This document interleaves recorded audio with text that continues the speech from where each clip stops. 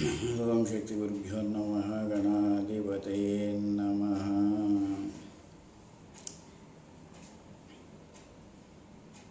బ్రహ్మ విష్ణు మహేశ్వరులు. దీంట్లో నారాయణుడు ఈ విష్ణువు శయనించి ప్రశాంతంగా నిద్రిస్తుంటాడు. లక్ష్మీదేవి కాళ్ళకి దగ్గర ఉండి సేవ చేస్తుంది. దీనికి సహజంగా ఏమనుకుంటారంటే భార్యని కాళ్ళ దగ్గర పడి నొక్కినట్టుగా అనుకుంటారు. కానీ ఇక్కడ సమస్య ఏంటంటే భార్యాభర్తల జీవితంలో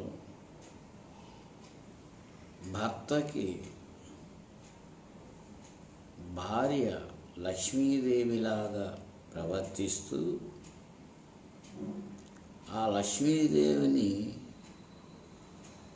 మనం ఎక్కడికి వెళ్తే అక్కడ, అంటే భర్త ఎక్కడికి వెళ్ళినా ఆ పాదాల వెనకాల లక్ష్మీదేవి రావాలని కోరుకుంటున్నట్లుగా భావన చేసుకోవాలి.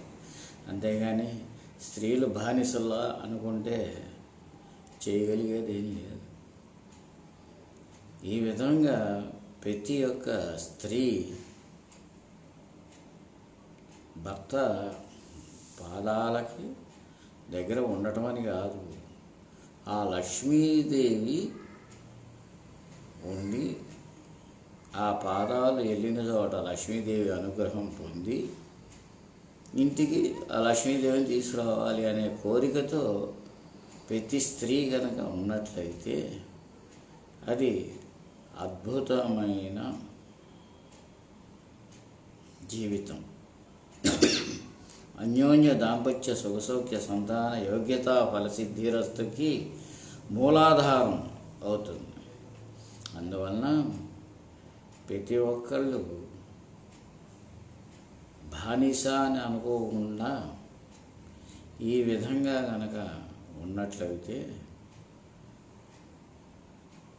ఎప్పుడు స్త్రీ ఉత్తమ స్త్రీగాను భర్త మహావిష్ణువుగాను విరాజిల్లుతారు. ఇది తత్వం. సమస్తా లోకా సుఖినో భవంతు. ఓం శాంతి శాంతి శాంతి. హరి ఓం శక్తి శివాయ పరబ్రహ్మణ్యే నమః.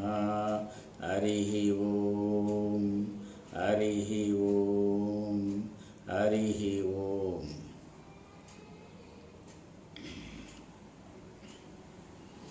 జయ విజయ రామ జయ విజయ రామ జయ విజయ రామ జయ విజయని ఆదిపరాశక్తి జయ విజయని ఆదిపరాశక్తి.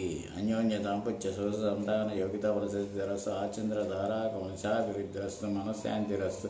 ప్రశాంత సిద్ధిరస్తు. ఓం శాంతి శాంతి శాంతి. హరి ఓం. అట్లాగే ఇక్కడ బ్రహ్మ, ఈ బ్రహ్మ కూడా కొన్ని చోట్ల బ్రహ్మదేవుడు అంటే శాంత స్వరూపాలు బ్రహ్మ సరస్వతి. అలాగే శాంతంగా ఉండి ప్రశాంత జీవనం చేస్తూ ఉన్నవాళ్ళు బ్రహ్మ సరస్వతులుగాను విరాజిల్లుతారు. అర్ధభాగం ప్రతి కార్యంలోనూ సమతత్వాన్ని కనుక చేసినట్లయితే శివపార్వతులుగా వర్ధిల్లుతారు. ఇట్లాగూ బ్రహ్మ విష్ణు మహేశ్వరులు ఈ విధమైన జీవితం మనంలోనే ఉంది. ఆ దేవతలు ఎక్కడున్నారో తెలియదు, కానీ ఇక్కడ మనము ఈ విధంగా కనుక మనం నడుచుకున్నట్లయితే అద్భుతమైన జీవితం, ఆనంద జీవితం ఉంటుంది.